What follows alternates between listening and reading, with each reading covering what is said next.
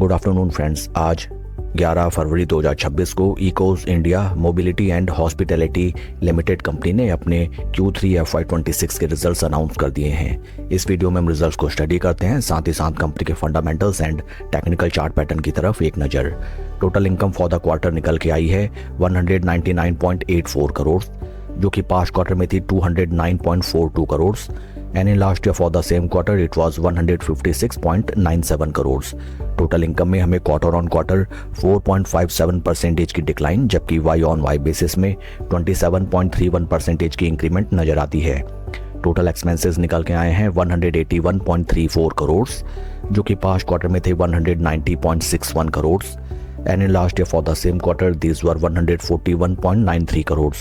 Total expenses में हमें quarter on quarter 4.85% की डिक्लाइन, जबकि वाई ऑन वाई बेसिस में 27.76% की इंक्रीमेंट नजर आती है। पैट फिगर्स निकल के आए हैं 13.66 करोड़, जो कि पास्ट क्वार्टर में थे 14.30 crore and in last year for the same quarter these were 11.23 crore.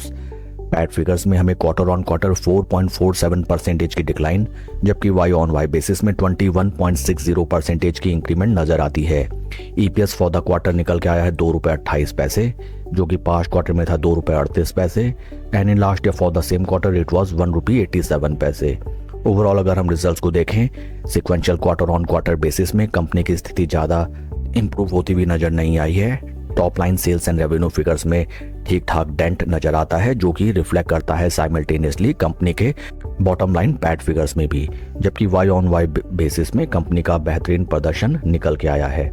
Company के फंडामेंटल्स अगर हम देखें, right now stock is trading at a P of 21.46, जबकि इंडस्ट्री का पी है 40.23। इंडस्ट्री पी से अगर हम कंपेयर करें, काफ़ी बेहतरीन वैल्यूएशंस में right now echoes India mobility and hospitality limited company का स्टॉक हमें ट्रेड करता हुआ नजर आता है। शेयर का अगर हम हाल फिलहाल परफॉर्मेंस देखें, बीते एक साल में 16% डाउन एंड बीते 3 महीने में positive 5%। Shareholding pattern latest अगर हम देखें दिसंबर quarter, promoter stake holding there is no change at all. FIs की पोजीशन 5.42 से रिड्यूस होकर 2.36, ड्रास्टिक रिडक्शन यहाँ पे हमें नजर आता है। डीआईएस की पोजीशन 12.09 से इंक्रीज होकर 12.83 and number of retail share holders 48,000 से इंक्रीज होकर 49,000। फ्रेंड्स, दिसंबर क्वार्टर में एफआईआईस अच्छा खासा अपना एग्जिट लेते हुए नजर आए हैं from the stock and that's the reason that stock में हमें स्लो एंड स्टडी एंड लगातार गिरावट आती हुई हाल फिलहाल नजर आई। आइए अब हम चलते हैं शेयर के टेक्निकल चार्ट पैटर्न की तरफ।